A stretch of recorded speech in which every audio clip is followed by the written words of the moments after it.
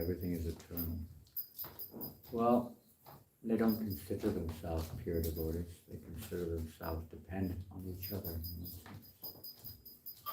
And they relish in that association. They relish the nectar of churning topics related to Krishna, inspiring each other and ever developing, ever increasing devotional ecstasies. It's natural. There's a love there. There's a transcendental love between them.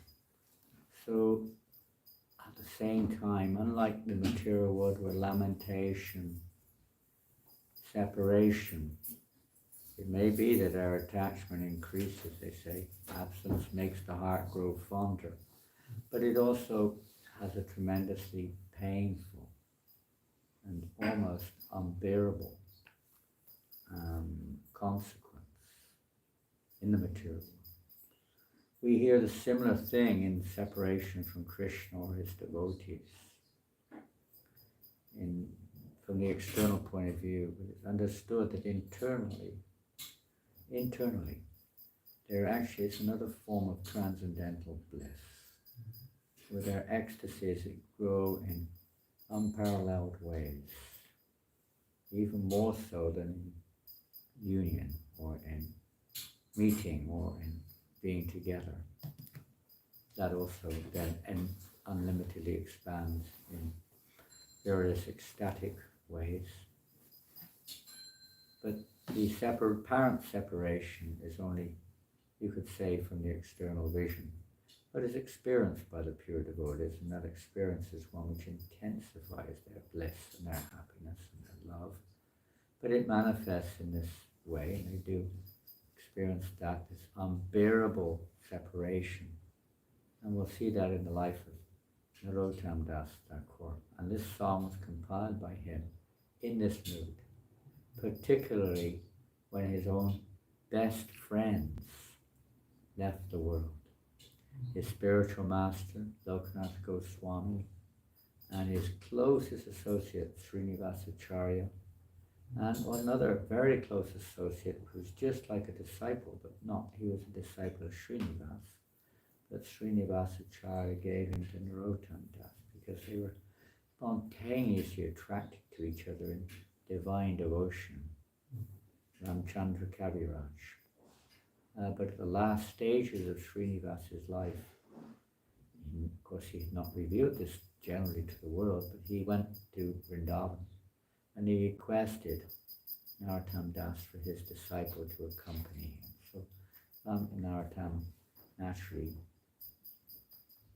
offered that, or fulfilled that wish of Srinivasacharya, the guru of Ramchandra Kaviraj after all, to accompany him to Vrindavan, not aware that neither of them would return. They both departed from the world, and never did they come together again on the external platform. So this was heartbreaking, almost unbearable news to Narottama. He was already very elderly and very senior in age. When this news came to him, there seemed to be no point in living anymore in this world. His purpose was fulfilled.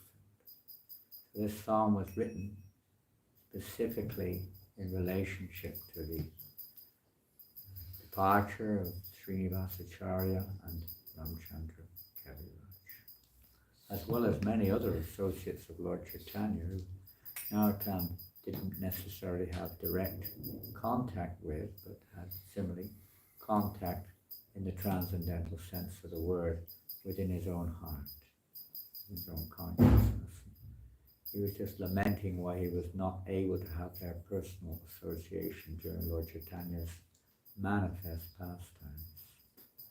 So this song is a song of lamentation, and at the same time ecstatic union of absorption in these great personalities, associates, eternal associates. They're all eternal associates of Lord Chaitanya. On one plane they're never separated, but externally, or from the perspective of this world, this manifest world that we're kind of somewhat they are seemingly no longer present. So we'll sing this song. And do we have the harmonium, mridanga? This is a sweet kirtan. It's not like a loud, roaring kirtan. It's meditative, entering into the mood of separation from these devotees. It's joyful and simultaneously lamenting. Feeling of sorrow, feeling of joy, simultaneously. Because by associating with these devotees, even in this sense, separation is the most beneficial association that one can get. Yeya nilo remadano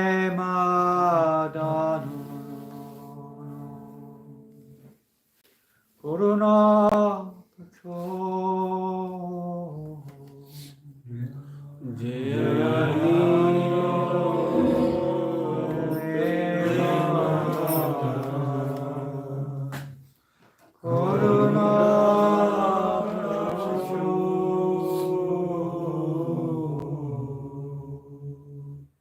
Eno Prabhu Kota Kela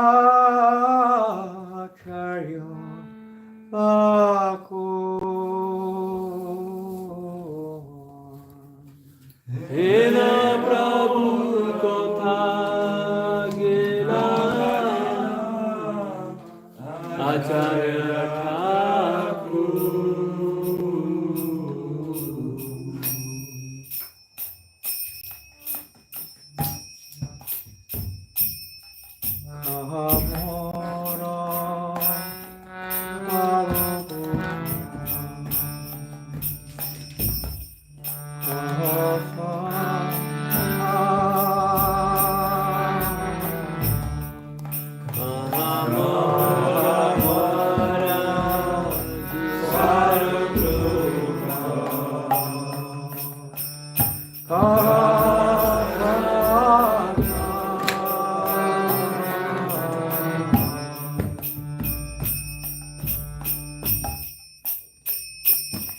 Karasa Raghunatha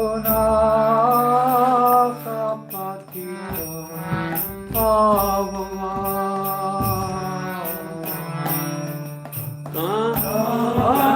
Karasa Raghunatha Patita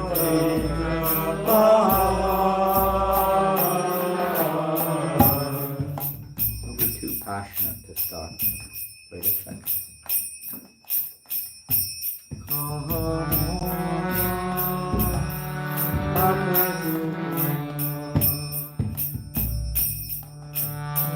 Akavira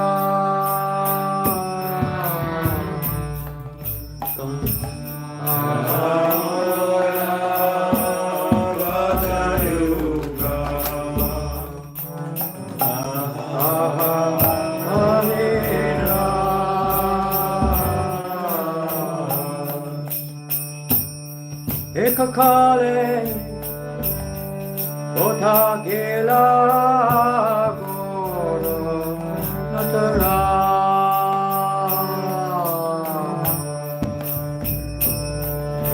Ekakale Otagela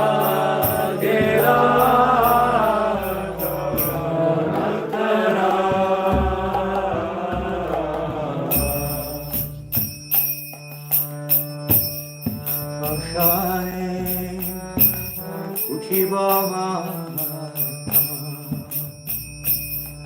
Anale Pashibo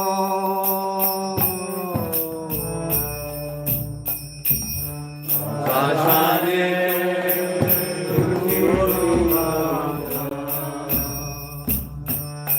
Anale Pashibo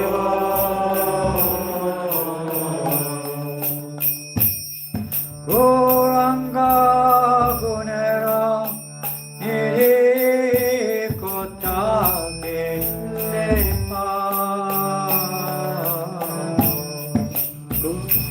Gauranga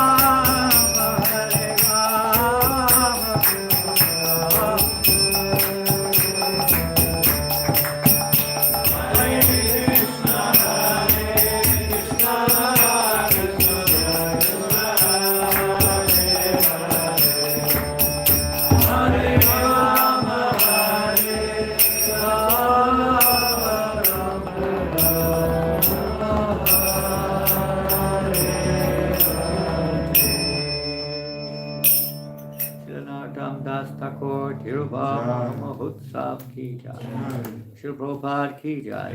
Jai Sanchi Sutta ki jai. Srila Baladev Sabada ki jai. Srila Radha Parisisvara ki jai. Srila Narottama Das Thakur ki jai. Gaur Premanandi. Hare Krishna. Hare Krishna.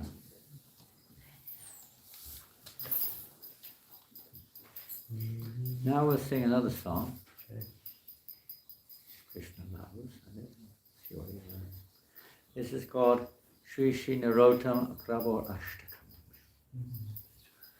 This is compiled by Srila Vishnu Chakravarti Thakur. There's no mention, as far as I know, I may be wrong, of course, of a direct relationship therein. But our line is one of Siksha. So certainly Vishnu Chakravarti Thakur's heart, Narottama Das Thakur was a Siksha Guru, if not the Siksha Guru. So he's compiled this Ashtakam, which was 8 prayers or 8 stanzas in glorification of that particular object, person, the object of one's devotion, one's words. So in this, and we always see afterwards, there's a concluding verses further elucidate the offering. So this is a Vishnu Chakravarti Thakur. I wanted to put on a more, what we say, complete, I don't say complete, but a little bit more embellished translation, but didn't have time to do it. So a general translation will be accompanying these verses. Okay, we've hit the same problem we had before. And this may not be possible unless someone knows how to do this. Although this is on PowerPoint, one cannot see it. There may be a way around this. Let me see. Can you see it? Yeah. Is it got click to add title behind the scene? Yes, ma'am. This is the problem. Yeah. When we put it, for some reason, we had this problem before. How can we delete this? Click to add. This is not an ordinary situation where my computer cannot accept Bhagavatam font. It can, but not on PowerPoint, because PowerPoint is a Word. It's a, what do we call it? Microsoft Word. And it's become unacceptable to, what's happened is we can't access the account, so it becomes defunct. So this is not in Bhagavatam font, it's in a different font, which is not compatible either to this one. This is a different program. This is Keynote, which is Apple Mac's own equivalent. This is Keynote, but it's not accepting the same controls. I don't know. It's a complicated world. Very complicated. Maybe print it as PDF. Like print as PDF? It could well be a case if you do as a PDF, then you're welcome through. You're probably right, but when you've only got 5 minutes to do it. I can show my screen also. I have found this Shri Krishna Namamrita Varshi Vaktra. Pardon? This is the song, right? It starts with Shri Krishna Namamrita Varshi Vaktra. Yeah, but do you have what do you? Let me see if you've got the diacritic marks on there. I only found one that had the diacritic marks. I had to search for that. No, I have simple one. No, it won't work. You have to have the diacritic marks. There's one here. I have one on my phone. With the diacritic marks? Yes, it says premadharma.org. Is that one of them? Pardon? Oh, yeah. What have you got on your phone? Let me see.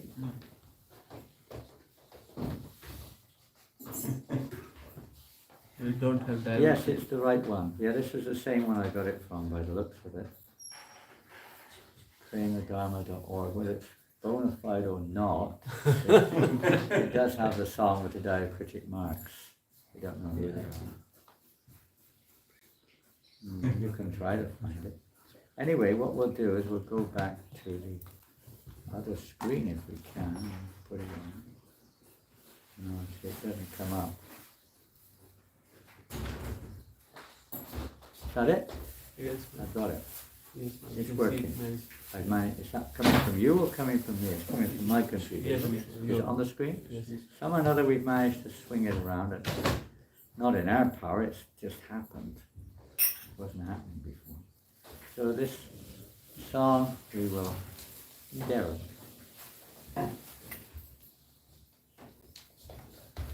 What's the tune to this thing?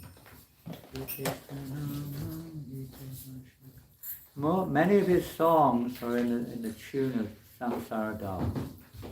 So in the absence of any ever singing this before, any practice, or any, I'm sure with time you can find a much more, let's say, song tune rather, which would be appropriate, maybe. But we'll sing it in the tune of Samsara Das. Shri Krishna Nama Mita Vashivatra Chandra Prabhata Statumo Paraya Shri Krishna Nama Mita Vashivatra Chandra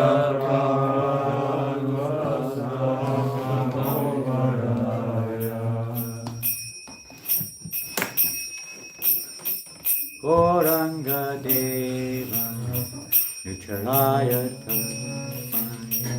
Namo Namah Srila Narottama Gauranga Deva Nuchalaya Namo Namah Srila Narottama.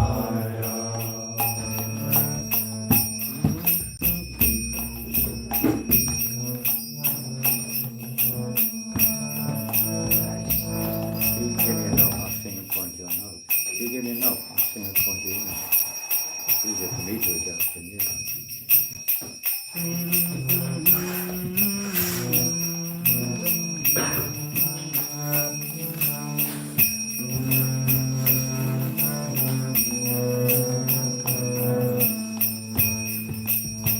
Shri Krishna Nama Mita Vashivatra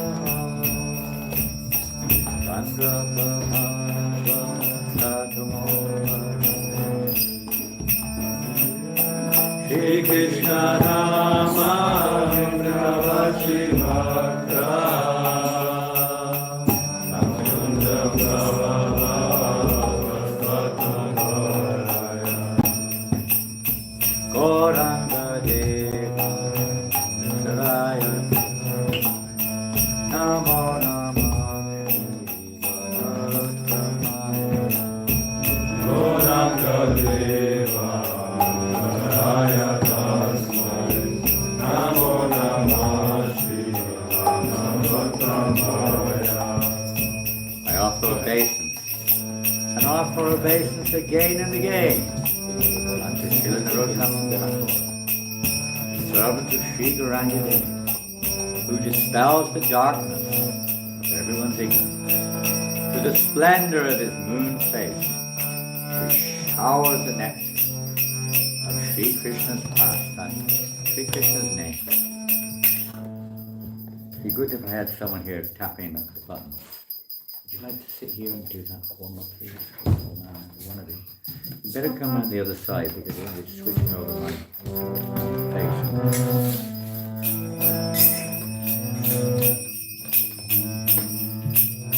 Sankirtan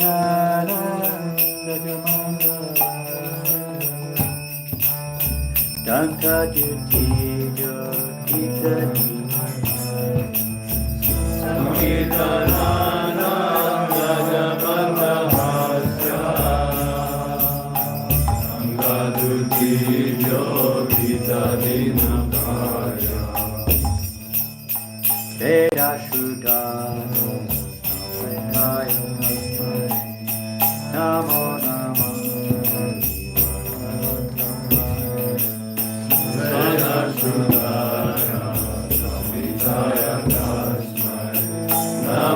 I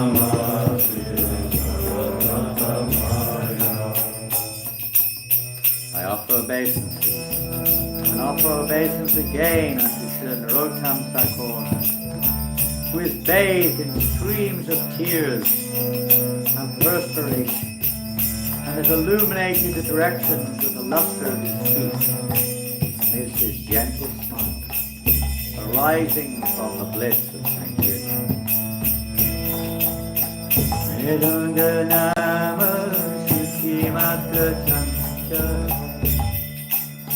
padam bhujam Vedanga nama shuti matra chancha padam bhujam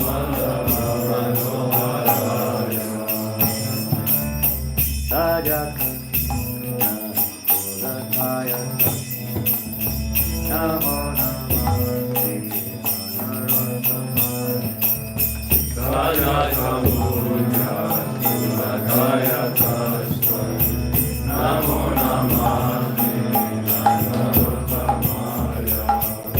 I offer obeisances, and I offer obeisance again unto Srila Narottama, who immediately upon hearing the holy name and the Madunga strongly captivates the hearts of all with his dancing lotus feet, and his figure, which quickly becomes covered with hairs standing on end.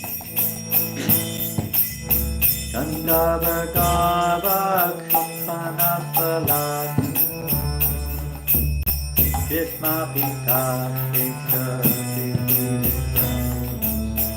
Gandhava Gava Kshapana Palat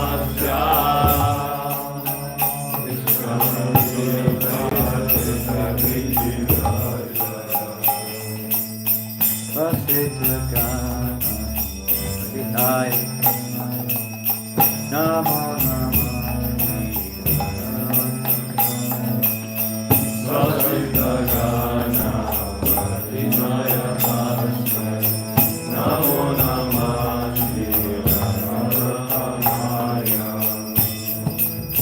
I offer obeisances, and I offer obeisances again unto Srila Narottama Thakur, who crushes the pride of the Gandharvas, astonishes with his dancing the entire society of experts, and is renowned for the songs he composes.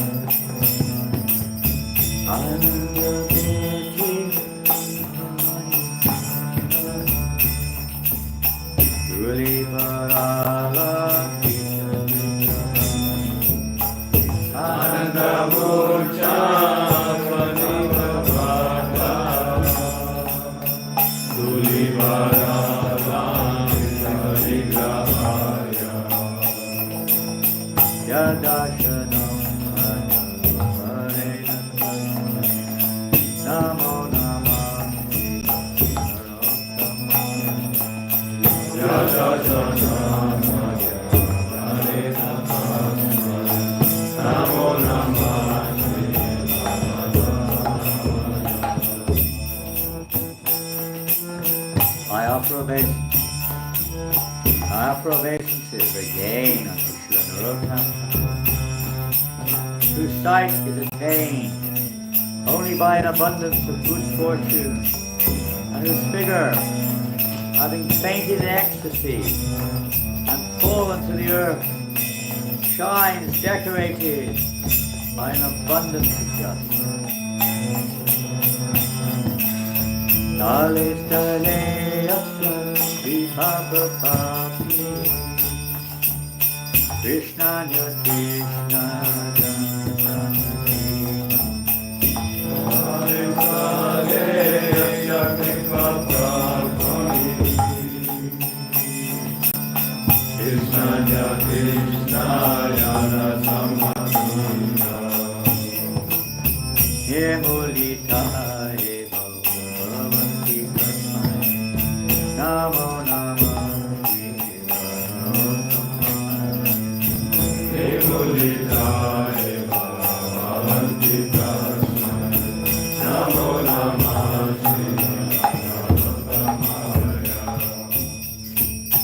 offer obeisances, and I offer obeisances again to Srila Narottama Thakur, because of whose mercy, which is comparable to water stations established from place to place, people's thirst for all things apart from Krishna becomes completely uprooted.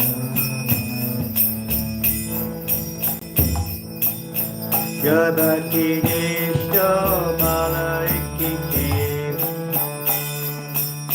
Pashakunas pashamani gaya Jabati nishto malaikike Pashakunas pashamani gaya Amanyamena Vidivajari Tasmai Namah Kirtan.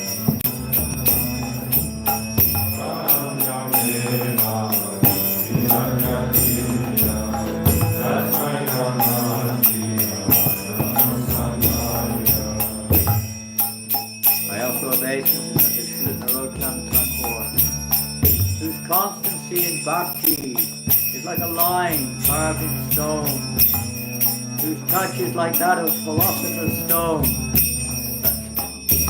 and whose speech is as authoritative as the Vedic.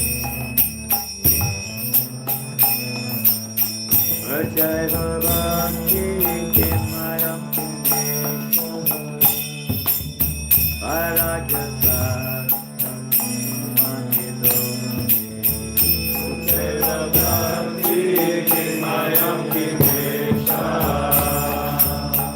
vairagya satam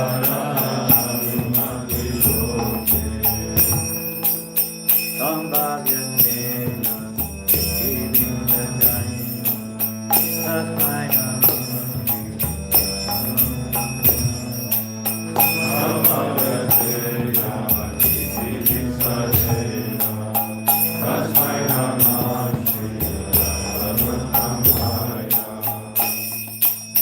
I offer obeisances unto Srila Narottama Thakur, who is always marveled at by the experts in human society.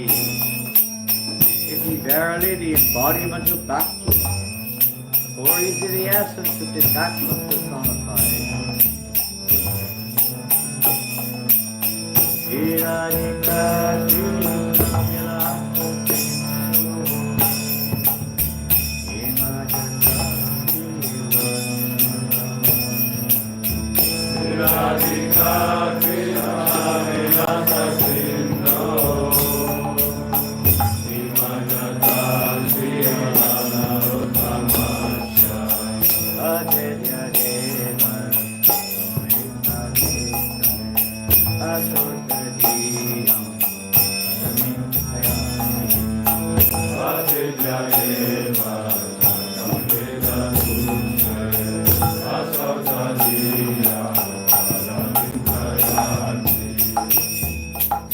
Anyone who loudly recites this poem of 8 verses about Srila Narottama Thakur, who is ever immersed in the ocean of Shri Radha Krishna's flame, will certainly follow this path.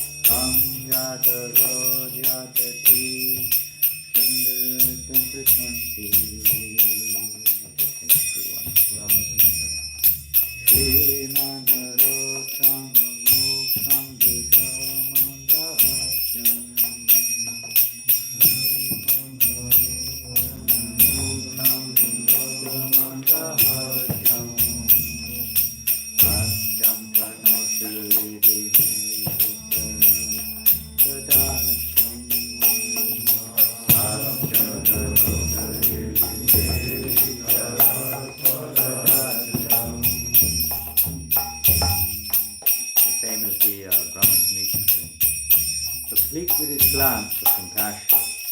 It absolves the surrender of millions of offenses. Absolves those, that means those who are surrendered. It absolves them, it removes them of millions of offenses. And the luster of this extremely beautiful peace emerging from its enchanting lips. May the gentle smile of Sriman Narottama Thakur's lotus face dance within my heart and bestow upon me his service.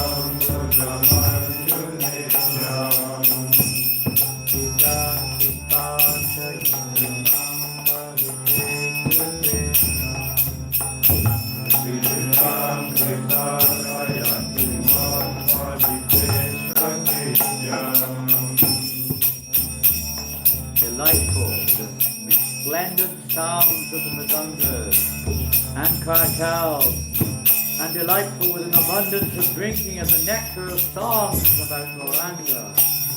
May the enchanting dancing of Sriman Narottama Thakur's lotus feet make me his servant, fulfilled in having reaped the fruit of his cherished service.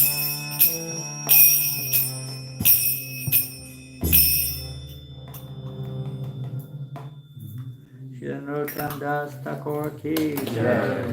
Vishnath Chakravarti Thakur ki jai. Gaur Premanandi. Hari Bo. Hare Krishna. Hare Krishna. So, with the little time we've got, what can we say? We've heard a little bit of Vishnath Chakravarti Thakur's expounding some of the spontaneous effects of the association of Narottama Das. Some of us have been present, Jivananda Prabhu and Mahananda Prabhu, so maybe some of you online, when we read this book. It's called The Glorious Life of Srila Narottama Das Thakur. This is a book compiled by Hari Prabhu's wife, Sitala Devi Dasi. And from whatever little experience we have and lack of qualification, but I would say this is the most enthralling and most captivating biography of Narottama Das Thakur we've come across.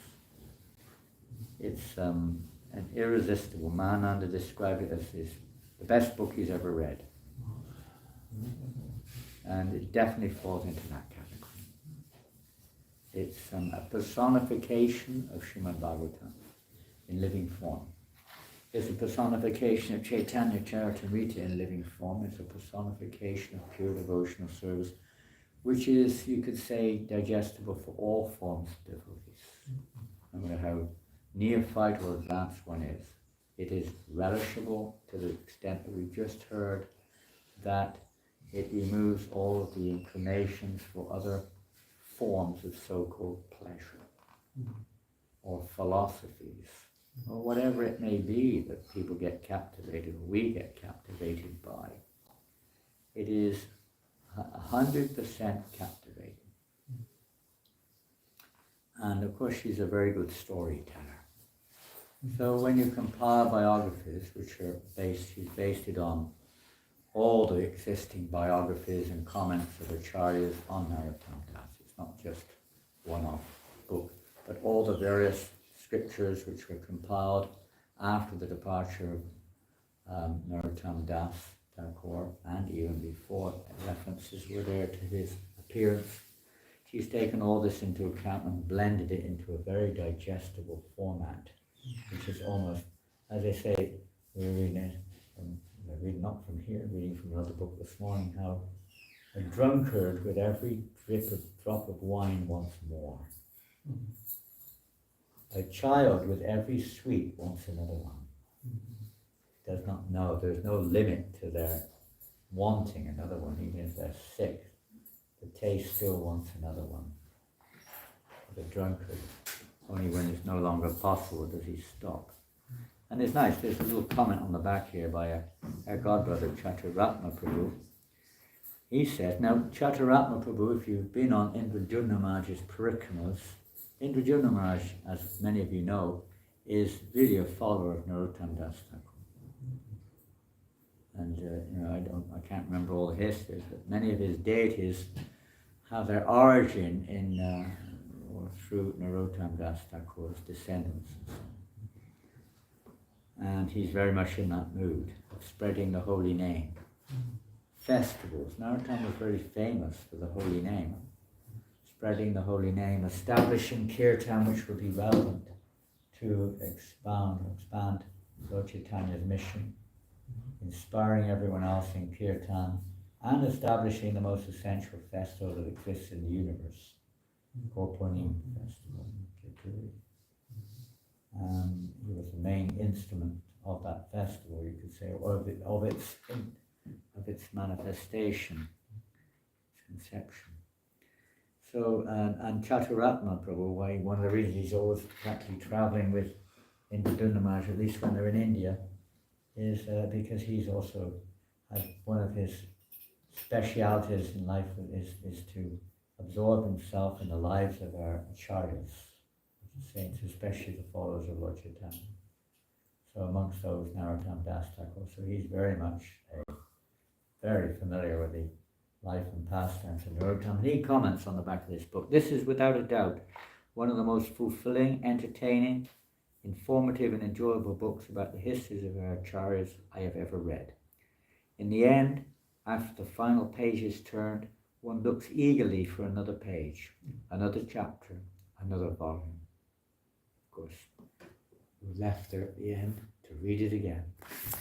There isn't another one exactly, but you feel like reading it again. So today, let me see. This is interesting. This is actually a comment of Srila Prabhupada.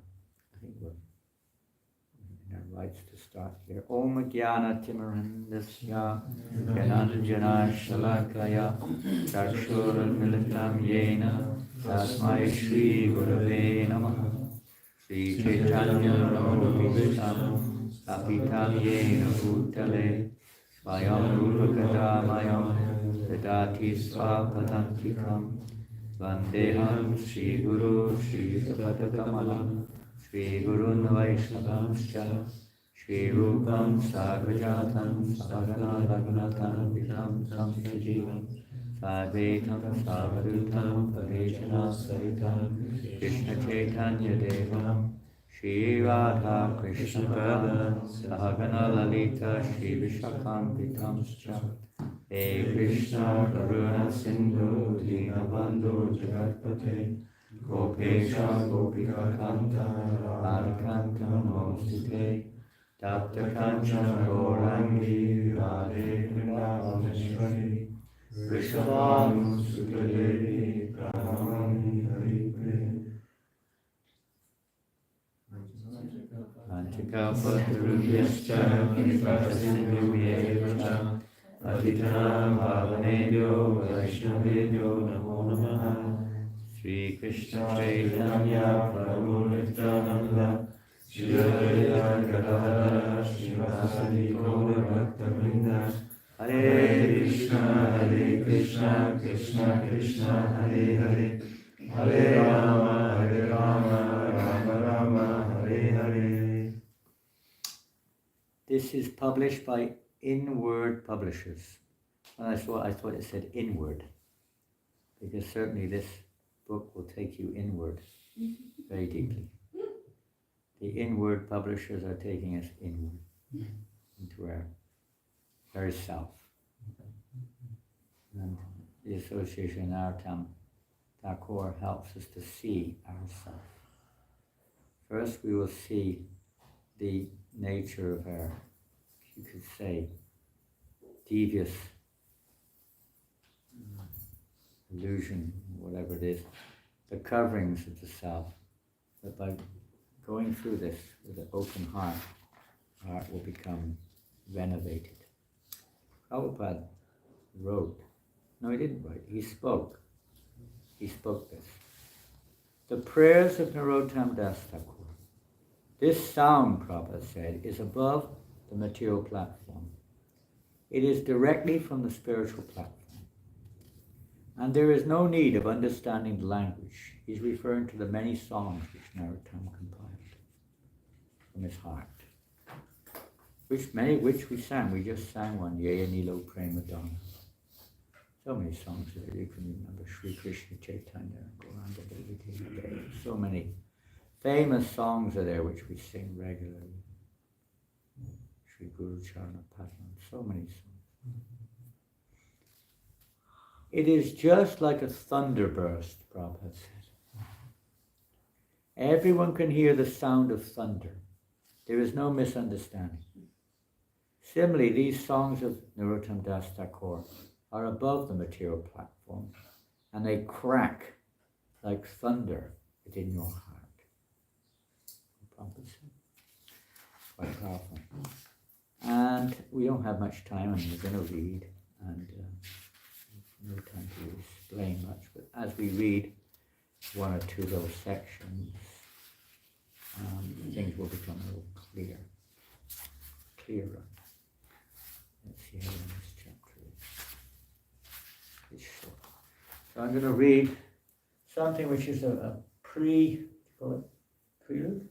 something that goes before the actual pastimes in one sense. And it's written in a very, literary way to try to create an atmosphere. It's not necessarily word for word, just to create an atmosphere. Prabhupada did this in the Krishna book, and his summary study, sometimes creating an atmosphere. So the actual subject of bhagavatam becomes more digestible in one sense. Chattering monkeys scampered through the trees. This is an example. Gawking curiously at the group of bright-faced devotees, jubilantly singing the Lord's holy names. The Kirtan party slowly wound its way through the lush green countryside, their sweet melodious chanting echoing through the thick canopy of palm and coconut trees. Hare Krishna, Krishna Krishna, Hare Hare, Hare Rama, Hare Rama, Rama Rama. Losing themselves in the joy of the Kirtan, the devotees chanted with full absorption, their voices brimming with devotion. Sri Chaitanya Mahaprabhu danced in the center of the devotees, his radiant golden body swaying gracefully to the beat of the pulsating drums. Have you found this book online? Is it online? I don't know. I never heard of it being online as such, but maybe it is. As they walked through the Madanga players, the Madanga players quickened the beat. The brass cartels chimed in time, flashing in the morning sunlight. Powerful waves of ecstasy surged through the Kirtan party as Sri Chaitanya Mahaprabhu raised his long, graceful arms and leapt into the air. The devotees surrounded him, dancing with wild abandon, their bare feet pounding the soft ground, raising clouds of dust. Suddenly, Sri Chaitanya Mahaprabhu stopped dancing. Standing motionless, he stared intently into the distance and fervently called, Narottama, Narottam! His body trembled, and tears poured from his eyes with uncontrollable force. Overwhelmed with ecstatic love, he grabbed on to Nityananda Prabhu for support, but then collapsed to the ground and rolled in the dust, crying again and again, Narottam! Narottam! Bewildered by the Lord's sudden outburst, the devotees stopped singing. Glancing at each other with uncertainty, they gathered around the Lord and softly sang the holy names, waiting for his ecstatic trance to abate. Kneeling, Sri Nityananda Prabhu whispered sweet, pacifying words in the Lord's ear. Chaitanya Mahaprabhu, however, simply threw his arms around Nityananda Prabhu's neck and continued to cry. Worried, Sri Nityananda Prabhu turned to Vakreshwar and Haridas. I've never seen him shed such profuse tears. Hoping to revive the Lord, Vakreshwar led the devotees in loudly chanting the name of Lord Jagannath. Hearing this, the Lord regained his composure. Sitting up, he wiped the tears from his eyes and motioned to Nityananda Prabhu to come closer. Nitai, Nitai. And then he whispered, you know that Sankirtan is everything to me. It is my very life. I want everyone in this world to taste the nectar of the holy name. But soon you and I will leave this world. Who will spread this chanting after we are gone? Who will keep the flame of love I have brought into the world burning?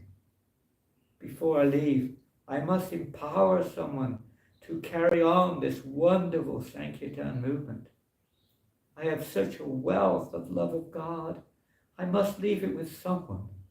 But who is qualified to inherit such riches? My Lord, said Nityananda softly, you know everything. Only you can answer that question. Is there anyone capable of carrying on your mission who is worthy of inheriting your love? Yes, Nitai, there is someone. His name is Narottama. Narottama? Nityananda Prabhu asked. Who is Narottama? Just a few minutes ago you were calling his name and crying so hard I feared for your life. But I don't know of anyone named Narottama among your associates. Narottama has not yet appeared in this world, the Lord replied, but soon he will take birth nearby, on the other side of the Padmavati river, in the town of Keturi. Narottama will be such a wonderful devotee that every word coming from his mouth will be filled with love of God.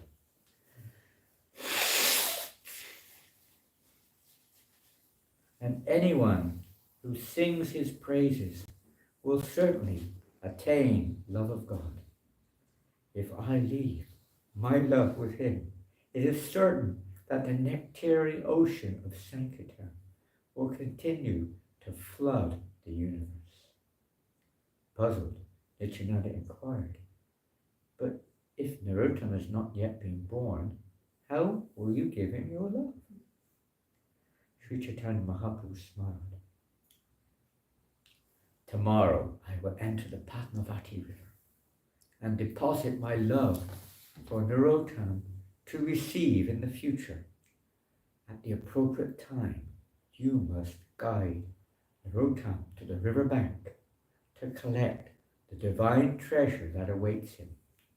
The Lord then stood and resumed his chanting. That evening, the devotees spoke among themselves in hushed voices. Who is this Narottama that the Lord has called for? No one except Nityananda Prabhu could answer, but he remained silent. The following morning, the Kirtan party moved slowly along the sandy footpath, chanting and dancing as they sang the holy names. As they reached a clearing in the trees, the deep blue of the Padmavati River came into view. The Padmavati River is in Bangladesh now. There's a branch of the river, the main biggest branch, which is a huge river. As they reached the clearing in the trees, the deep blue of the Padmavati River came into view. At the river bank, Nityananda Prabhu turned to the devotees and stopped the kirtan. "Watch carefully," he said. "Something extraordinary is about to take place. Sri Chaitanya Mahaprabhu is going to place his divine love into the Padmavati River. Sometime in the future, this love will be given to a devotee named Narottama." The devotees watched curiously as Sri Chaitanya Mahaprabhu stepped with his lotus feet into the water and slowly waded towards the river's center.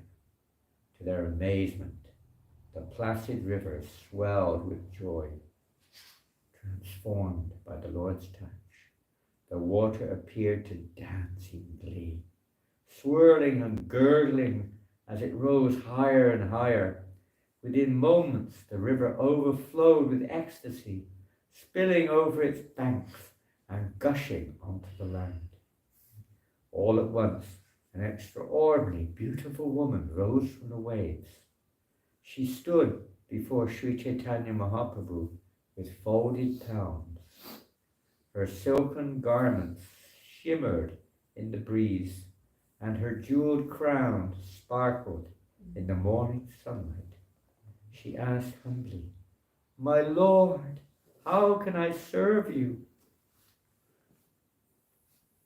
Mahaprabhu said, "O goddess of this river, Padmavati Devi, I want to leave my transcendental property in your care. Please take my love and keep it with you until a devotee named Narottama bathes here. At that time, deliver this love to him."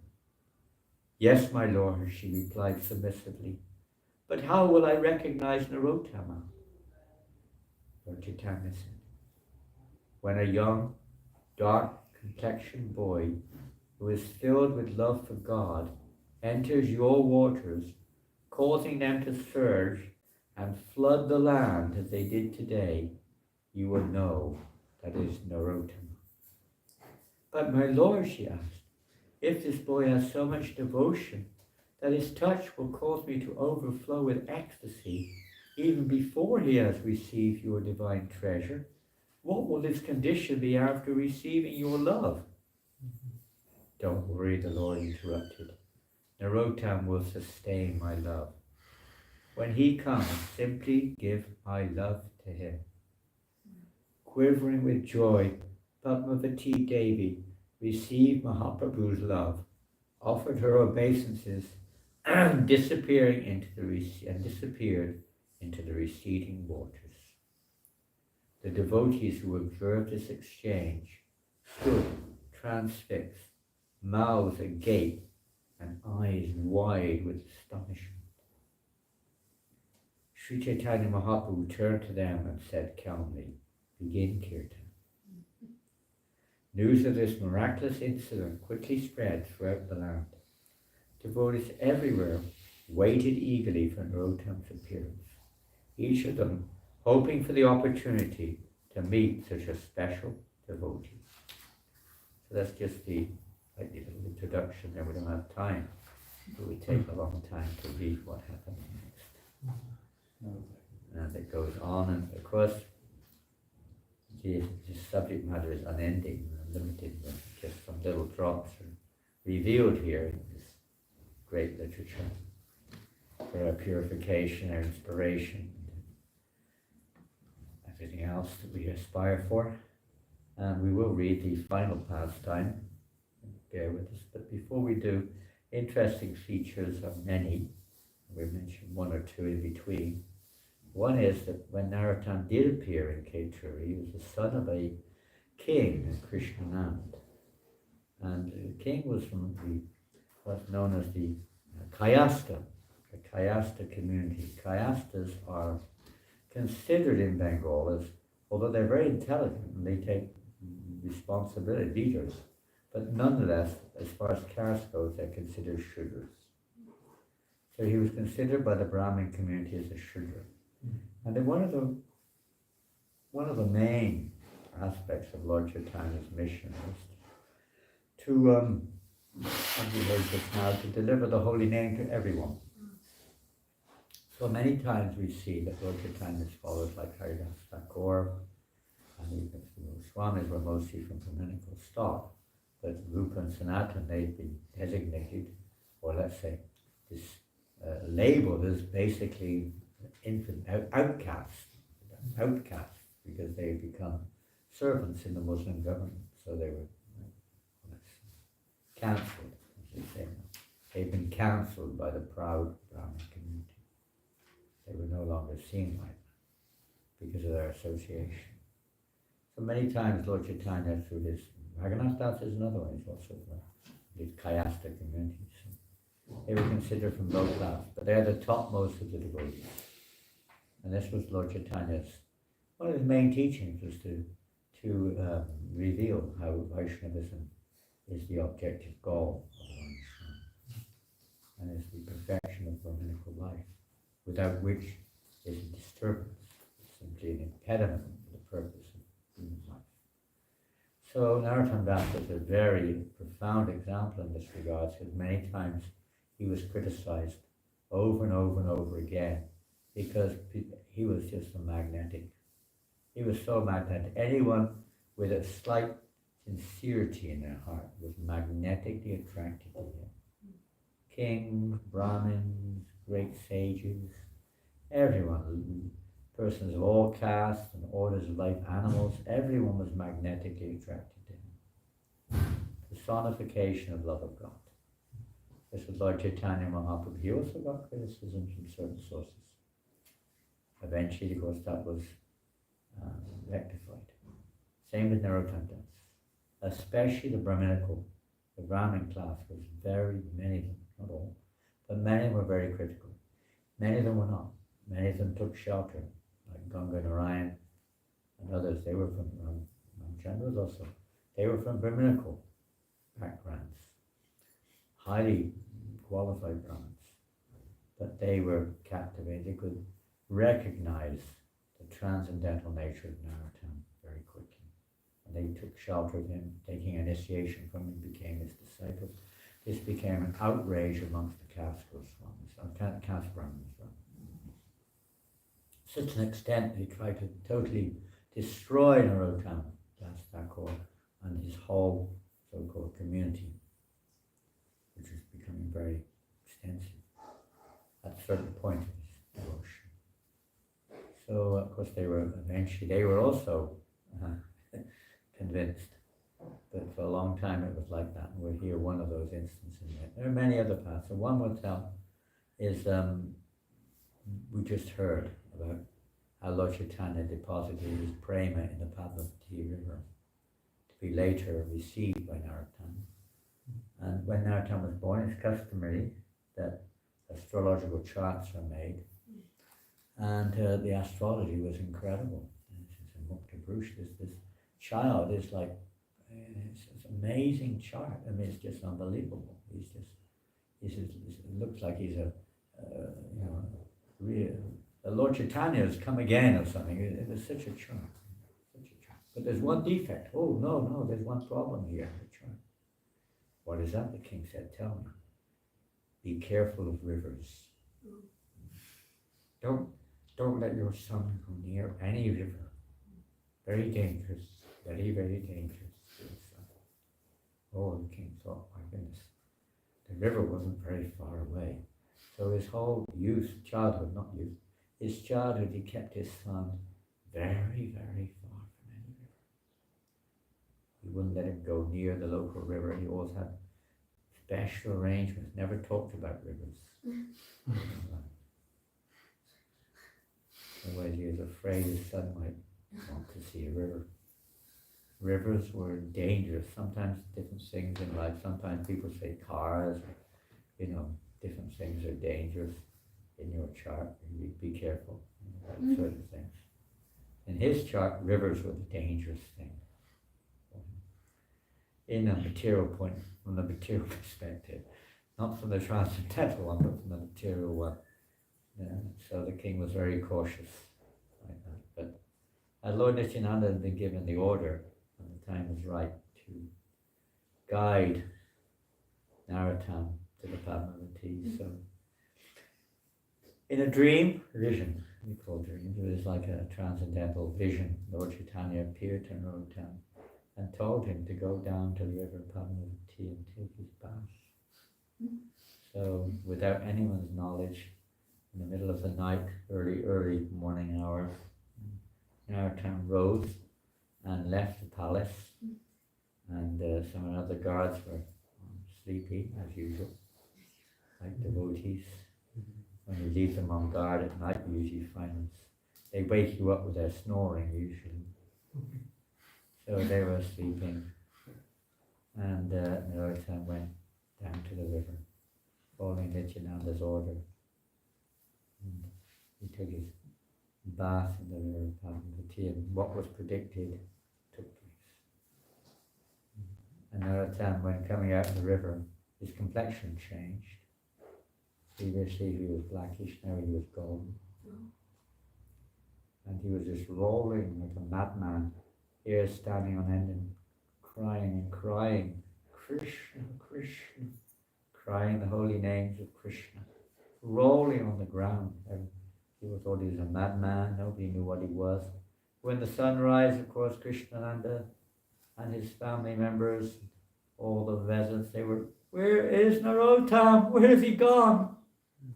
Their greatest fears.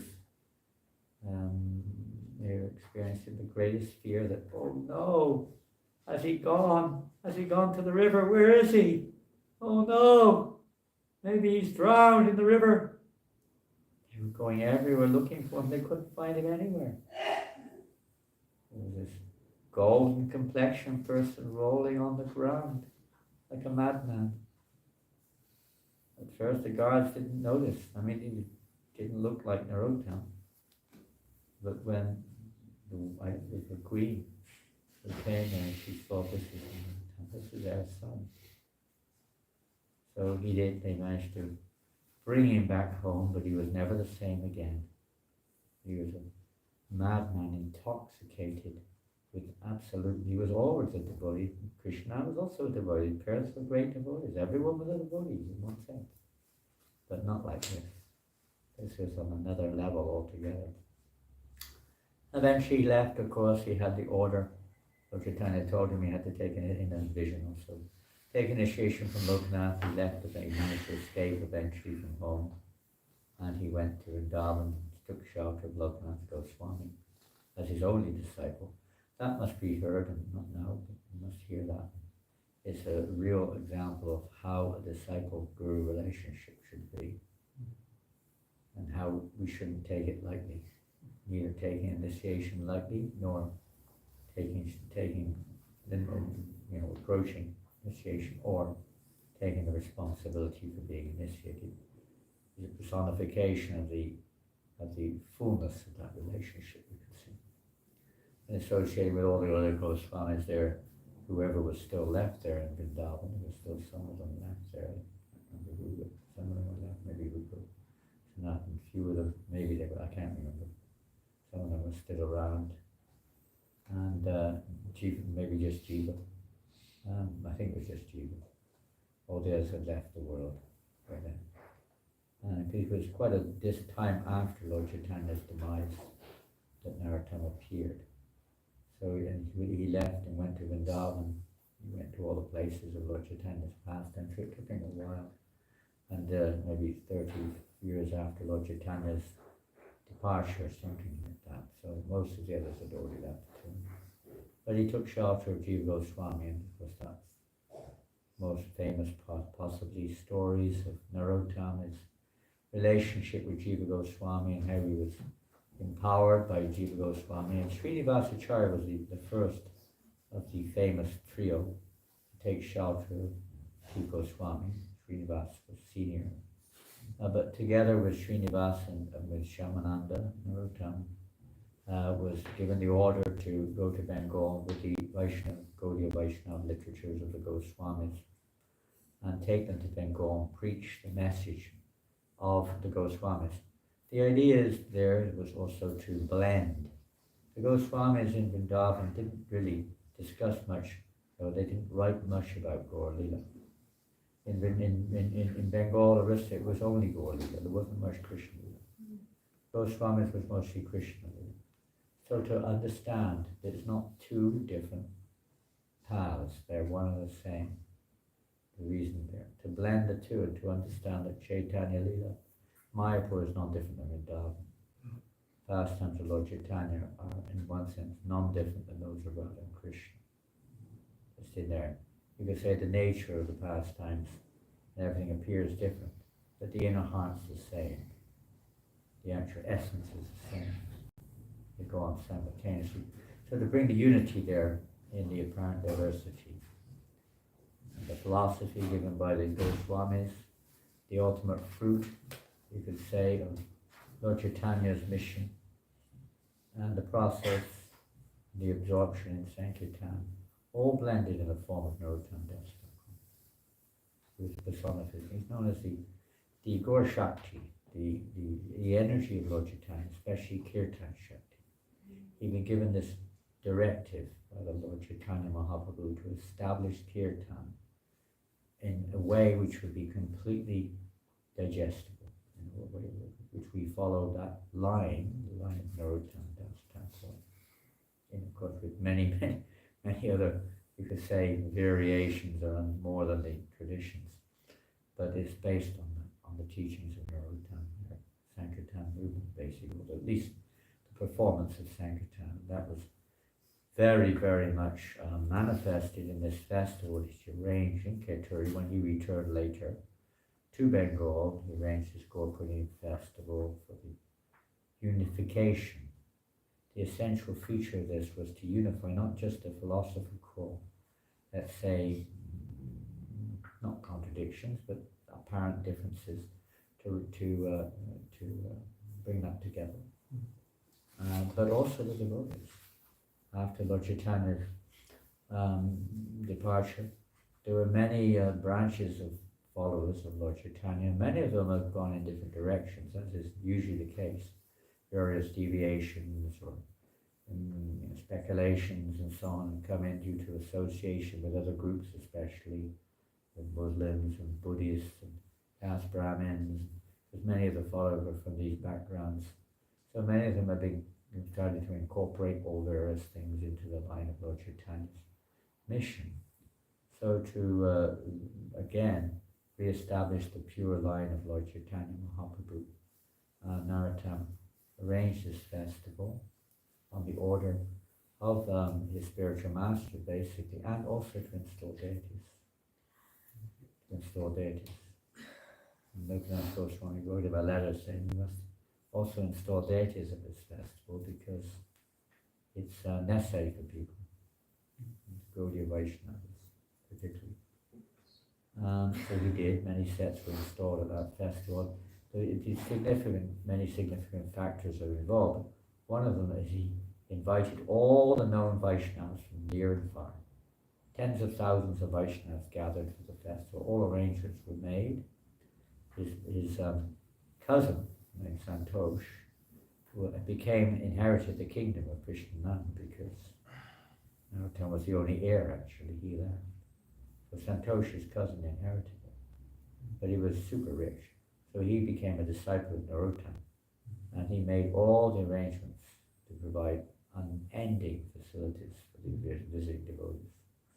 Everything you needed was arranged, including a huge temple mandap, kirtan mandap, as well as for the deities.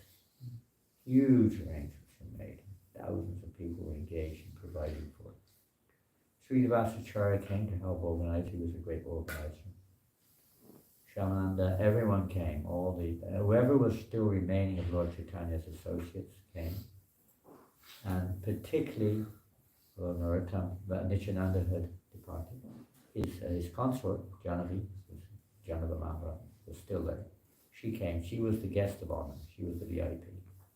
She was like the main dignitary, if you want to call it, at the festival. She specifically oversaw the installation of the deities, even oversaw the cooking, as well as the serving of prasadam.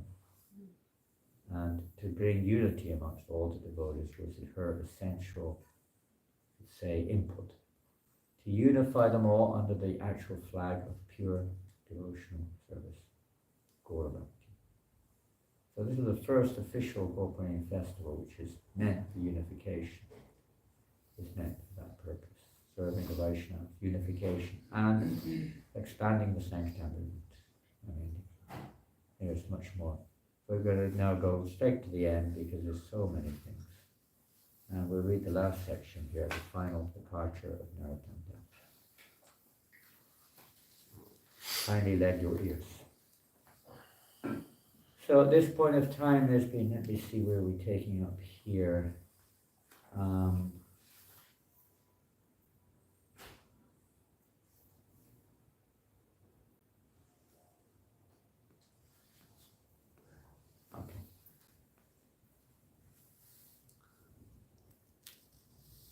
So Narottama Das,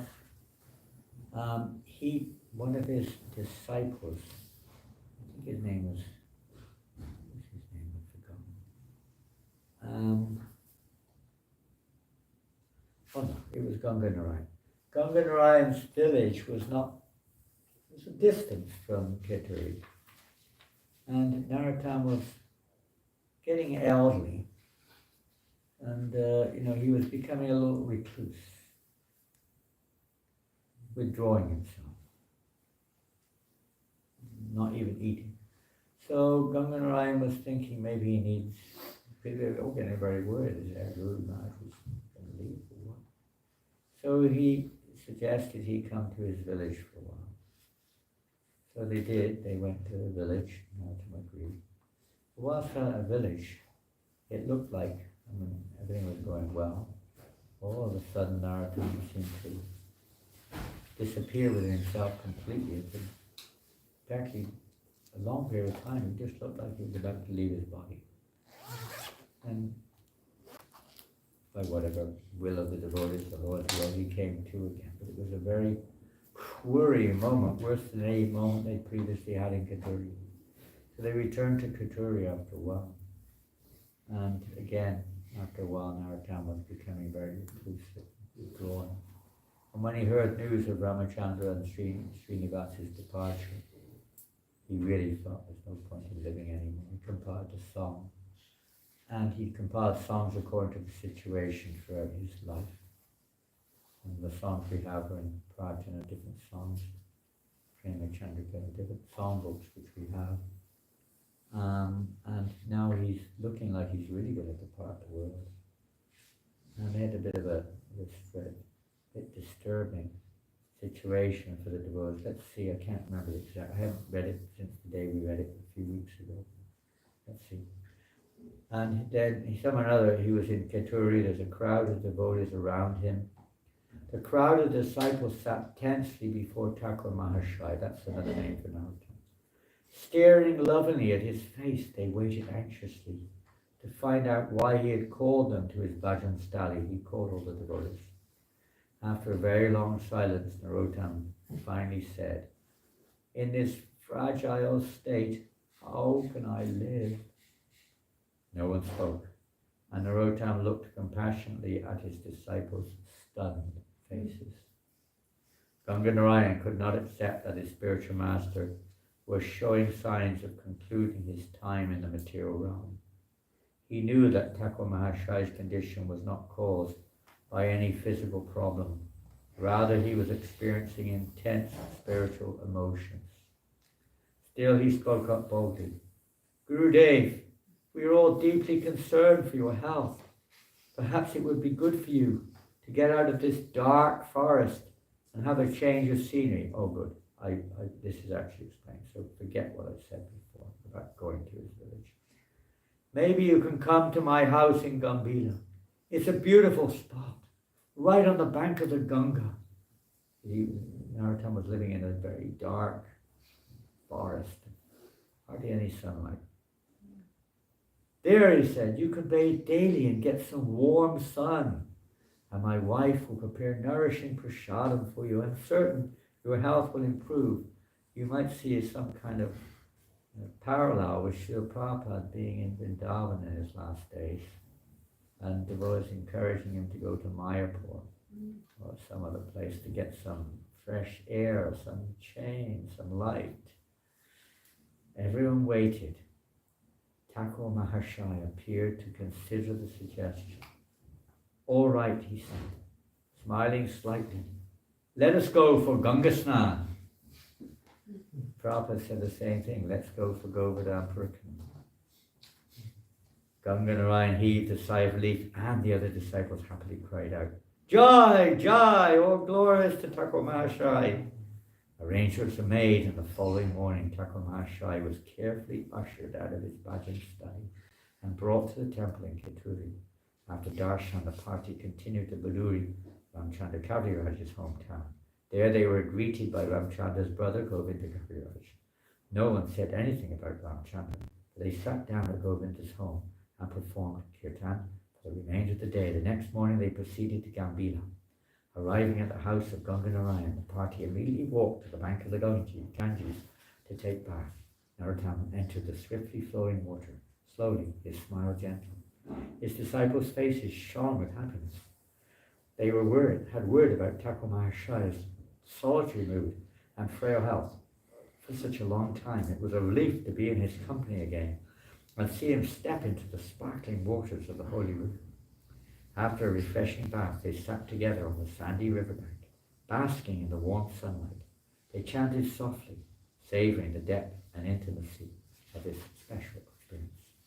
After some time, however, Thakur Mahashaya's mood unexpectedly changed. His expression grew grave.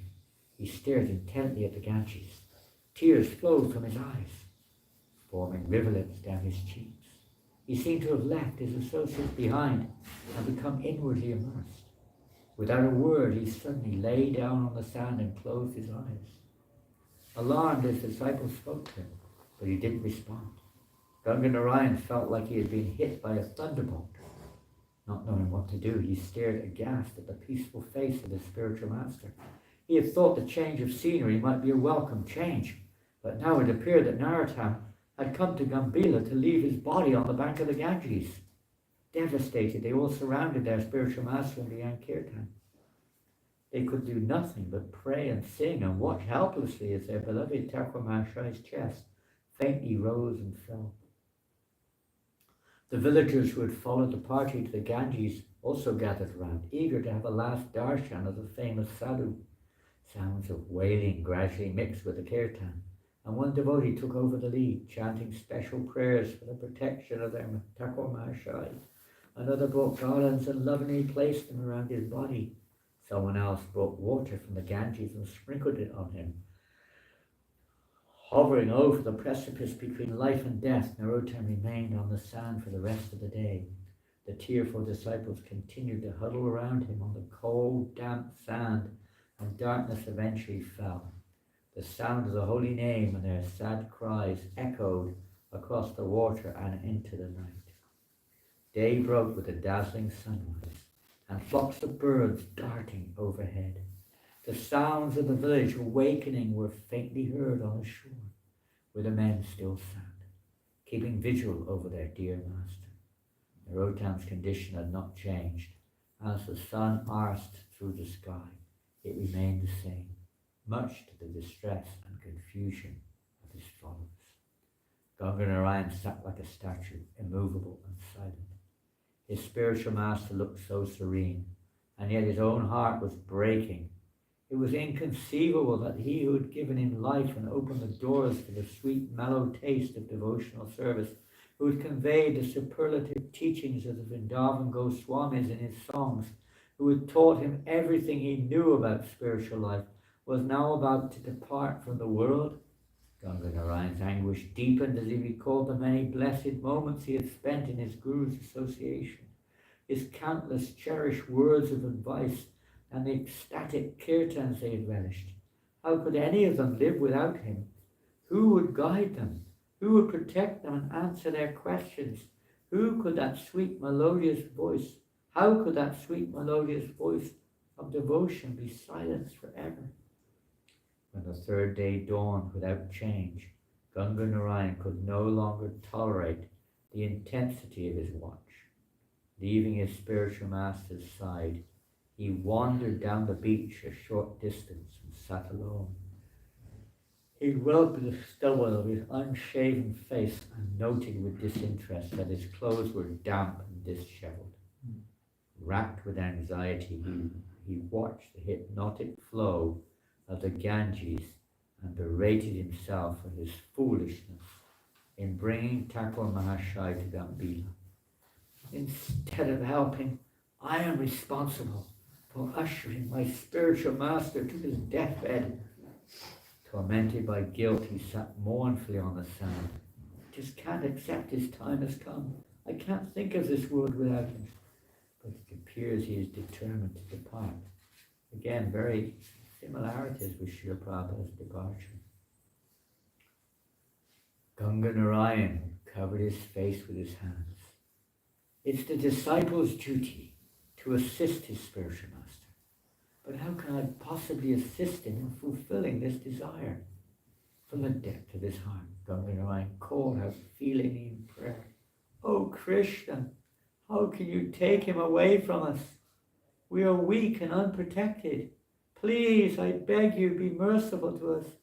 Let Thakur Mahashai stay with us." As he sat lost in his sea of grief, 3 Brahmanas came to bathe near where he was sitting. They placed their water pots on the sand and glanced over at Ganga Narayan, who immediately recognized them as die-hard opponents of Narottam's teachings. Little caste Brahmins. The Brahmins also recognized Ganga Narayan. Now you see the results of a Shudra giving mantra initiation to Brahmins, one of them sneered. Due to his offences, your guru has been stricken with a disease of the throat and his life is slipping away. How an intelligent man like you could have been taken in by him, I can't understand. I would expect that from a gullible villager or a dacoit. But you, who know the Vedas, how could you be taken in by a Shudra who spends his days in wailing, singing songs about his fallen condition and lamenting the loss of his friends? The Pandit glanced toward the huddle of disciples down the beach with disdain. What a pathetic performance for one who is supposed to be spiritually advanced. A true Brahmin never laments or hankers for anything. Why doesn't your so-called Acharya remember Brahman and be happy? You've heard that before. Ganga Narayan shut his eyes and ears to all of this, yet the cruel words had already pierced his heart like poisoned arrows, filling him with insufferable pain.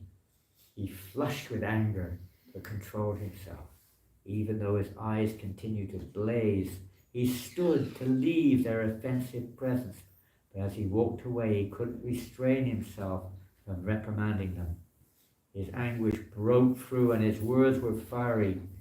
Your words are most cruel and unjust, he said, in a voice laden with grief and indignation. They burn my ears like a red-hot iron. People like you cannot possibly understand the elevated emotions of a pure devotee like Thakur Mahashai. You see only the external, so you mistake the highest expressions of the soul's love for God for mundane lamentation. Only one who knows Krishna can understand such feelings. Lord Krishna is so attractive that one who knows and loves him finds it impossible to tolerate his separation. To rediscover this inner sense of loss, of being separated from God, is the essence of bhakti and the culmination of all Vedic knowledge. Far from taking one away from God, this emotion brings one closer to God through constant remembrance of him. For a devotee in love with God, even a moment separated from him feels like ages. Though such devotion appears painful, it's actually most relishable. In fact, there's no higher pleasure than that experienced by a devotee in separation from his beloved. This is the state of pure love, of union with God, and all great mystics and devotees aspire for it. Seeing the pandit's indignant looks, Ganga Narayan fell silent. He could see that the noose of fate was already around their necks and would drag them to inevitable ruin as a consequence of their blasphemy. But though their abuse was intolerable, Ganga Narayan could not help but pity the poor souls, for they had not the slightest inkling of spiritual understanding. There is no use feeding milk to a serpent, he thought sadly. People of their caliber are attracted to dry, speculative knowledge and have no understanding of their relationship with Krishna. Thus their only occupation seems to be criticizing Vaishnavas. They are certainly the most unfortunate, condemned living beings. Ganga Narayan swiftly turned his back on the pandits and headed down the beach. Hot tears burned down his face. In a last attempt to defend his spiritual master's honor, he again turned to the Brahmins and said in a voice shaking with emotion, "Whether you appreciate Thakur Mahashaya or not, it is certain that his glory will shine in this world like an undying lamp for as long as the Himalaya mountains stand, the Ganges flows and the ocean waves beat against solid earth." Then Ganga Narayan began to run. As he approached Narottama, fear gripped his heart. The devotees were standing now, crowding around Thakur Mahashaya's body. Their kirtan was loud and intense, and he could hear the devotees crying. He could barely breathe. He pushed frantically through the crowd and knelt at Thakur Mahashaya's side. His worst nightmare had come true. There was no sign of life in Narottama's body. Thakur Mahashaya had stopped breathing. Ganga Narayan cried aloud and looked at the devastation written on the devotees' faces. He was shocked to see the offensive Brahmins standing nearby with some of their associates. They were smiling, placing his head on his spiritual master's feet. He blurted out, "Thakur Mahashaya, please come back, we need you. If these foolish Brahmins dare to behave so outrageously now, what will happen in your absence? Prabhu, you have delivered many, many fallen souls, yet these Brahmins continue to criticize you. If you die now, their claims may be accepted as truth." Ganga Narayan's heart raced and his lips quivered. "Please show your mercy to these misguided Brahmins. Please don't leave us." As he held ever more tightly to his guru's feet, Ganga Narayan felt a shiver go through Thakur Mahashaya's body. In disbelief, he looked up and saw that Narottama's chest was moving slightly, and his body began to glow a radiant gold. Suddenly, a golden Brahmin thread appeared on Narottama's body, and his lotus-like eyes softly opened. He never wore a Brahmin thread, he was a Shudra caste. Suddenly a Brahmin thread, golden, appeared on his chest. The crowd gasped when they heard him utter faintly, "Radha Krishna, Sri Krishna Chaitanya." Thakur Mahashaya lifted his hand and motioned for Ganga Narayan to come close. Ganga Narayan gently placed his hand behind Narottama's neck and slowly lifted him. Narottama smiled and looked at the devotees with great love. Witnessing this miracle, the crowd was euphoric. Some of them cried, some danced and sang. Others laughed with relief, while others shouted, "Joy! Joy! All glories to Narottama Thakur Mahashaya!" The smarter Brahmins watched the remarkable resurrection with wide-eyed astonishment. After a few moments, Narottama rose and slowly waded into the Ganges to bathe, his jubilant disciples all around him. He then walked to Ganga Narayan's house, the devotees still swarming around him in dancing and chanting in boundless ecstasy. The women of the household were deeply shocked to see Thakur Mahashaya appear. Narottama smiled brightly to them and said simply, "I'm quite hungry." Thrilled, the women rushed to the kitchen. Later, while taking prasadam, Ganga Narayan noticed a crowd gathered before his house. He went outside to investigate and was surprised to see all the caste conscious opponents of Thakur Mahashaya. The pandits fell humbly at Ganga Narayan's feet. You are from our village, one said, so we are like your family members. Whatever offences we have committed, please excuse us. You may have heard this before with a Jankazi or even with an Nawa. We have finally understood that Thakur Mahashaya is a real Brahmin. We have seen how he received the Lord's special mercy, yet we have done him a great injustice. We have no other recourse than to take shelter at his feet. Please do something so he will show us his mercy. Ganga Narayan was very pleased to bring the pandits before Thakur Mahashaya. Prabhu, these people are requesting your mercy, he said, as the Brahmins lay prostrate before Narottama. Thakur Mahashaya urged them to stand, and then embraced each of them affectionately. In a few days, he said, I will return to Katuri. You should come with me. There you can take darshan of Gauranga Mahaprabhu and study the Bhakti Shastras from Ganga Narayan. The leader of the pandits said, Thakur Mahashaya, your infectious kindness has melted our hearts and dissolved our animosity. We agree to your plan. A few days later, Narottama and his disciples returned to Katuri, accompanied by the humbled Gambhila pandits. The pandits remained in Katuri for some time, studying the Vaishnav scriptures under the expert tutelage of Ganga Narayan. Just see how everything's by the mercy of Narottama Das, the compassion of the devotee. The Prabhupada's compassion is exactly the same way. Even on his end, those who are inimical, he always showed compassion. Somehow or another, my Lord, please have mercy upon him. Narottama returned to his bhajan kutir in the forest. Although frail, he remained there, always fully immersed in Krishna consciousness. He spent each day and night singing, writing, preaching, and chanting the holy names of the Lord. With each passing day, Narottama's feelings of separation from the Lord and his beloved associates grew. Alone in the forest, he would sometimes call out, Oh, Lord Gauranga Sundar, O moon of Navadweep, O Nityananda, son of Padmavati, O Lord Advaita, husband of Sita, please be merciful to me. I am crying at your lotus feet. Don't neglect me. Please fulfill my desires. And at the times he rolled on the ground and with a continuous flow of tears called out, Oh, Srimati Radharani, Krishna is yours. You are always engaged in his service. Please give me the chance to worship you both. It's a Manjari, intimate Manjari, associated with Goswami. Overcome with divine lamentation, he would cry, Where has Srinivas gone?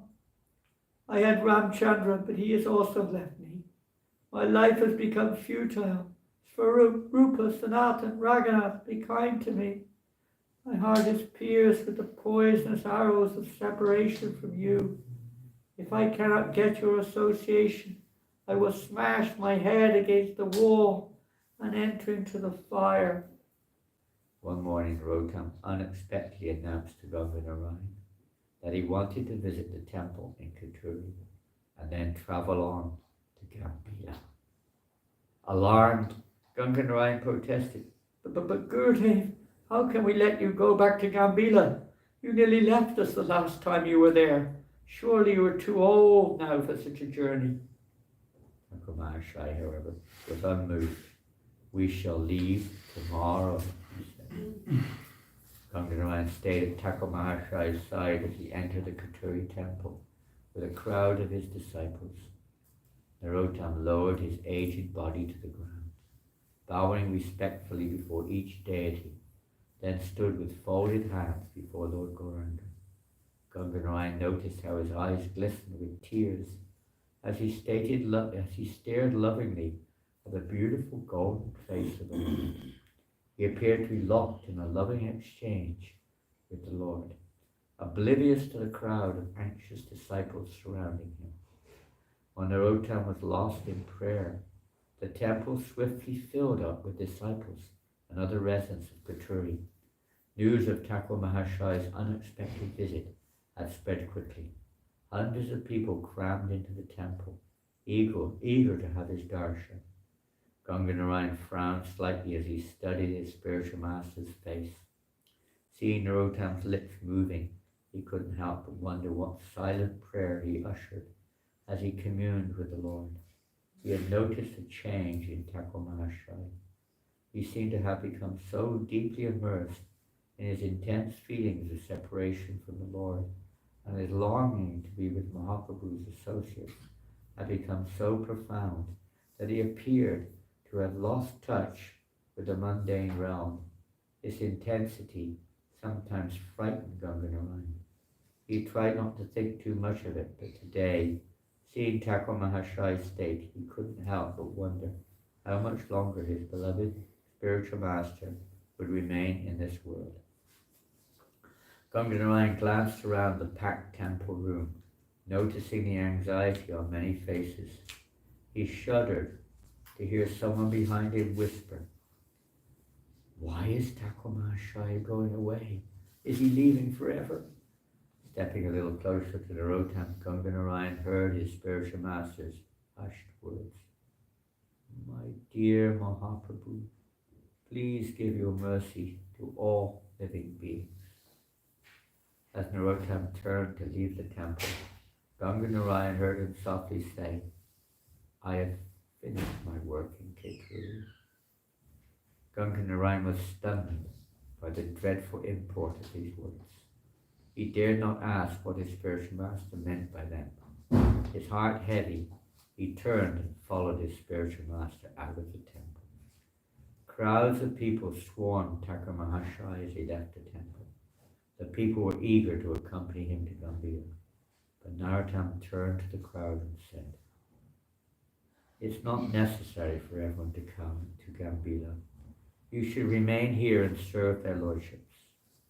These words broke the hearts of the Keturi residents, yet they reluctantly conceded to his request. Standing forlorn, they watched in anguish as their beloved Thakur Mahashaya slowly left Keturi, accompanied only by a few close associates. It was a slow journey to Gambhira, as Narottam was now very old, but after a few days the party arrived. Excited residents rushed to greet him, and Narottam smiled gently, showering his blessings on them all. Ganga Narayan, however, felt uneasy about the look on Thakur Mahashaya's somber face. His discomfort turned to alarm when Narottam unexpectedly announced that he was going to bathe and then headed toward the river. Ganga Narayan kept pace with his guru. He didn't need to look at the distraught faces of his godbrothers to know they shared the same foreboding thoughts. Another 2 pages. When Narottam reached the river bank, he offered his respects to the sacred water and then stepped into the river without hesitation. Ganga Narayan and the others followed him, slowly submerging his frail frame. Narottam sat, half submerged in the cool water. He asked his disciples to begin Kirtan. As the chanting filled the air, Narottam turned to Ganga Narayan and asked, "Kindly massage my body." Eager to render some service, Ganga Narayan moved to Thakur Mahashaya's right side and began to gently rub his spiritual master's body.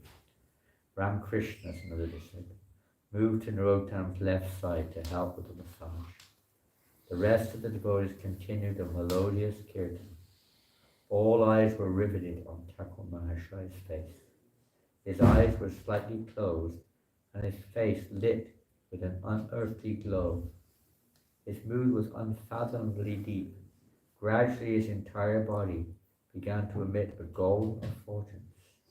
Stunned, the disciples moved in closer, spontaneously chanting louder and increasing the tempo of their kirtan. Ganga Narayan was astonished to see the water surrounding Narottam's body turning a milky white. He realized that the white substance was flowing directly from his spiritual master's body as he was being massaged. Ganga Narayan instantly understood what was happening He stared in helpless disbelief. Intense anxiety gripped his heart. He wanted to cry out, "No, no, please don't go." He wanted to stop the massage. He wanted to lift his spiritual master out of the water and back to the river bank. In desperation, he looked at Ramakrishna. His eyes were raining tears, yet he did not stop rubbing Narottam's transcendental body. Ganga Narayan understood that he too must continue. Devastation filled the hearts of the devotees, but they continued to chant as they had never chanted before. Their hearts bursting with pain as they cried out to the Lord. Louder and louder they chanted as they helplessly watched the milk flow from their spiritual master's body and wash away in the Ganges current. Ganga Narayan's grief was terrible, but he knew he could do nothing to change what was happening.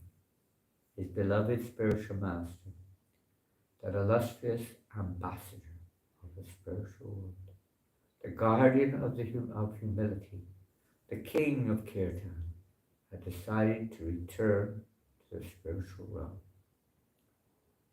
As the milky substance poured from the Thakur's body, the Ganges began to swirl furiously, and waves lapped high against the shore. The devotees shouted, "Hari, Hari!" and sobbed in agony as the cherished form of their spiritual master disappeared from sight, merging fully into the water of the Ganges. As Narottama saw ascending on its journey back to Godhead, it appeared as if the entire universe stood still to offer a moment of silent respect to that brilliant luminary, Srila Narottama, whose presence on this earth had been more pleasing than 1,000 moons, whose words had been more brilliant than 1,000,000 suns, and whose mercy was worth more than 1,000,000,000 precious gems. Someone handed Ganga Narayan a clay pot, and he scooped up some of the milky Ganges water in it and clutched it tightly to his chest. The tears of the devotees now mixed with the Ganges water. Yet even in the agony of separation from their spiritual master, they also rejoiced, knowing that at last Narottama was reunited with his beloved Lord. Once again, the Kirtan word. Jai Narottama Das Thakur! Jai Narottama Das Thakur! Hare Krishna, Hare Krishna, Krishna Krishna, Hare Hare, Hare Rama, Rama Rama, Hare Hare. Srila Narottama Das Thakur ki jai. So that's just the last little bit from this book. And Ganga Narayan, of course, they were already in his home. He established that as a Dude Mandir, Dude Samadhi. Dude. Not Dude as we know in the Western world, but a milk Samadhi. So still there in that village, Samadhi of Narottama Das. He established that clay pot as the body of Narottama Das, of course, entered prema. His whole body was nothing but prema, back into the river Padma, Ganga. And his service in the spiritual world, by the way, milk is a significant feature because his business is to prepare various milk, bring the milk for the various preparations to be prepared for the pleasure of Radha Krishna. And I can't remember, someone may remember his name, Manjari. It's his role, he's the milkman, or the milk girl, when he brings the milk. His service is a wonderful service. It sounds pretty simple, doesn't it? But that's how it is. We make life so complicated. simply providing milk or helping in the preparation of milk products is practically the most essential feature of practical service in many ways in the spiritual world. The divine, the pleasure of the divine couple, milk products. Hare Krishna, Hare Krishna, Krishna, Krishna Krishna, Hare Hare, Hare Hare Rama, Hare Rama, Rama Rama, Hare Hare. Now with that spirit of Narottama Das to spread this Sankirtan all over the universe. We can just try a little bit here in Paris, this week books, which is what he did also through the teachings of the Goswamis, spread the holy name. Hare Krishna, Srila Prabhupada ki jai, Jai. Narottama Das Thakur ki jai, Jai. Gaur Prem, Equal. Hare Krishna. I'm going to try to buy a load of these books if they're still available in Vrindavan when I go there. I think it's important for all devotees to read. They sell them on Amazon, I checked. Yeah, I know, but why don't we get them straight from the horse's mouth, so straight from the source? We get them on Amazon, I think, as you say, they're available there, it's also good. But they're the most beautiful gift they give to the devotees. Not everyone's on Amazon. Hare Krishna.